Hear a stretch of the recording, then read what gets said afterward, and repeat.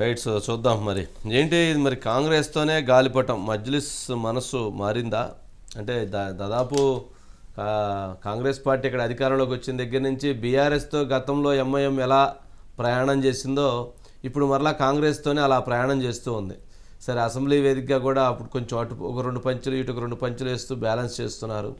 ఏంటి అంటే ఆలోచన విధానాల్లో మజ్లిస్కి ఆలోచన విధానాల్లో మార్పు కనపడుతుందా? అంటే ఇది ఈ కాంగ్రెస్తోనే జాతీయ వ్యాప్తంగా దేశవ్యాప్తంగా కూడా రేపు కాంగ్రెస్ పార్టీతో మజ్లిస్ ప్రయాణం చేసేటువంటి అవకాశం ఏమైనా ఉండేటువంటి పరిస్థితి ఉందా? దాన్ని ఆ రకంగా రూపాంతరం తీసుకురావటంలో, ఆ రకంగా అడుగులు వేయటంలో మరి ముఖ్యమంత్రి రేవంత్ రెడ్డి గారి పాత్ర ఏమైనా క్రియాశీలకంగా ఉందా? ఏంటి సుధాకర్, ఏంటి ఆ పొలిటికల్ గేము? సార్ 2004-2009లో వైఎస్ఆర్ సీఎంగా ఉన్నప్పుడు మజ్లిస్ ఎమ్మెల్యేలు అంటే మజ్లిస్ పార్టీ మొత్తం కాంగ్రెస్ పార్టీతో ఉండేది. వైఎస్ఆర్ అటన్మరణం తర్వాత కిరణ్ కుమార్ రెడ్డి మంత్రిగా బాధ్యతలు చేపట్టిన తర్వాత అసదుద్దీన్ ఓవైసీని జైల్లో పెట్టాడు కిరణ్ కుమార్ రెడ్డి. అప్పటి నుంచి వీరి మధ్య గ్యాప్ వచ్చింది. తెలంగాణ రాష్ట్రం ఏర్పడ్డది. తర్వాత 2 సార్లు బీఆర్ఎస్ అధికారంలో ఉంది. అప్పటి నుండి వారు బీఆర్ఎస్తో కలిసి నడుస్తున్నారు. మళ్ళీ మారిన రాజకీయ పరిణామాల నేపథ్యంలో కాంగ్రెస్ పార్టీ అధికారంలోకి వచ్చింది. వచ్చిన తర్వాత ఎంఐఎం పార్టీలో క్రమేపీ మార్పు కనిపిస్తుంది. వారు నిన్న మేడిగడ్డ విజిట్కి ఎంఐఎం వచ్చారు. మేడిగడ్డ విజిట్కి అన్ని పార్టీలకు ఆహ్వానిస్తే బీజేపీ బీఆర్ఎస్ మినహా సిపిఐకి సంబంధించిన ఎమ్మెల్యే కూనంనేని సాంబశివరావు, ఎంఐఎంకి సంబంధించిన 4 ఎమ్మెల్యేలు, కాంగ్రెస్ ఎమ్మెల్యేలు, మంత్రులు వచ్చారు. దాంతోపాటు ఇవాళ అసదుద్దీన్ ఓవైసీ అసెంబ్లీలో చాలా క్లియర్గా మాట్లాడారు. మేడిగడ్డ ప్రాజెక్ట్ అనేది ప్రజల వ్యయంతో, ప్రజలు కట్టిన పన్నుల ద్వారా నిర్మించిన ప్రాజెక్ట్ ఇది. దీంట్లో కనుక అవినీతి జరిగిందని ఇప్పుడున్న ప్రభుత్వం భావిస్తే సిబిసిఐడి విచారణ జరిపించండి. సిబిసిఐడి విచారణలో గత ప్రభుత్వం దోషి అని తేలితే ఖచ్చితంగా వారిని శిక్షించాలి. మేడిగడ్డ ప్రాజెక్టు పెట్టిన ప్రతి పైసను తిరిగి రాబట్టాలంటూ అసదుద్దీన్ ఓవైసీ మాట్లాడారు. అంటే ఎంఐఎం పార్టీలో మార్పు కనిపిస్తుంది. ఈ మార్పు క్రమేపీ కాంగ్రెస్ ప్రభుత్వం వైపు అడుగులు పడుతున్నాయి. కాంగ్రెస్ ప్రభుత్వానికి డైరెక్ట్ మద్దతు చెప్పి మంత్రి పదవులు తీసుకోకపోయినప్పటికీ కూడా సందర్భం వచ్చిన ప్రతిసారి ఏమైనా బిల్లులు పాస్ కావాలంటే, లేదంటే ఎప్పుడైనా అనుకోకుండా ఏమైనా అవిశ్వాస తీర్మానం లాంటివి వస్తే మద్దతు చెప్తూ వారితో కలిసి నడిచే అవకాశాలు కనిపిస్తున్నాయి సార్.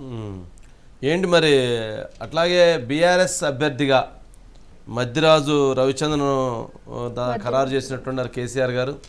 ఏంటి వారు అంటే గతంలోనే ఉన్నారు కాస్త పాలిటిక్స్లో, మరి ఏంటి వారి విషయంలో ఎట్లా చూడొచ్చు? గాయత్రి గ్రానైట్స్ అధినేత వద్దిరాజు రవిచంద్ర సార్, ఆయన గతంలో రాజ్యసభ ఇస్తున్నప్పుడు బండ ప్రకాష్ రాజ్యసభ సభ్యునిగా ఉంటే ఆయన పదవి కాలం సగం పూర్తయిన తర్వాత ఆయనను ఎమ్మెల్సీ చేసి మండలి వైస్ చైర్మన్గా చేశారు సార్. మండలి వైస్ చైర్మన్ చేసిన పరిస్థితులలో రాజ్యసభ ఖాళీ అయితే అప్పుడు వద్దిరాజు రవిచంద్రకు రాజ్యసభ ఇస్తూ నీకు మళ్ళీ కూడా రిప్లేస్ చేస్తాం, మళ్ళీ కూడా అవకాశం ఇస్తామంటూ అప్పుడు బీఆర్ఎస్ నుంచి ఆయనకు హామీ ఉంది సార్. ఆ హామీ ప్రకారమే వద్దిరాజు రవిచంద్రకి ఇప్పుడు మళ్ళీ ఒకసారి రెన్యువల్ చేసినట్టుగా భావించాల్సి ఉంటుంది. వద్దిరాజు రవిచంద్ర ఖమ్మం రాజకీయాల్లో క్రియాశీలకంగా ఉన్నారు. గతంలో వరంగల్ తూర్పు నుండి కాంగ్రెస్ అభ్యర్థిగా పోటీ చేసి నన్నపనేని నరేందర్ పైన 2018లో ఓడిపోయారు. ఆ తర్వాత ఎక్కువ ఆయన వ్యాపారాలన్నీ ఖమ్మంలో ఉన్నాయి. ఉమ్మడి ఖమ్మం జిల్లాలో ఆయన కొంత ప్రభావిత శక్తిగా మారుతాడని బీఆర్ఎస్ భావించింది. అందులో భాగంగానే ఒకవైపు వద్దిరాజు రవిచంద్రను చూసుకొని పొంగులేటి శ్రీనివాసరెడ్డిని బీఆర్ఎస్ వదులుకుంది. కానీ వద్దిరాజు రవిచంద్ర పొంగులేటి శ్రీనివాసరెడ్డి స్థాయిలో ఎఫర్ట్స్ పెట్టలేకపోయాడు, సక్సెస్ కాలేకపోయాడు. కానీ ఆయనకు గతంలో ఇచ్చిన హామీ మేరకే ఇప్పుడు రాజ్యసభ అనేది రెన్యువల్ చేశారు సార్ బీఆర్ఎస్. ఓకే, అంటే ఇది జనరల్గా కాంగ్రెస్ పార్టీ రేణుకా చౌదరిని అనిల్ యాదవ్ని ఎంపిక చేయటం అనేటువంటిది అటు వ్యాపారంగా చూడకుండా పార్టీని చూస్తుంటారు. మరి వద్దిరాజు రవిచంద్ర అంటే ప్రముఖ గ్రానైట్ వ్యాపారి, మరి ఆ కోణంలో చూస్తుంటారంటావా?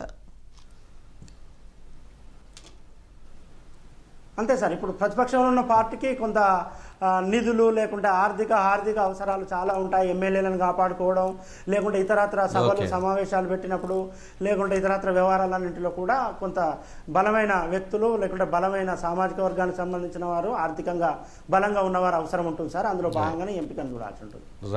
Right Sudhakar, right, thank you. ఇక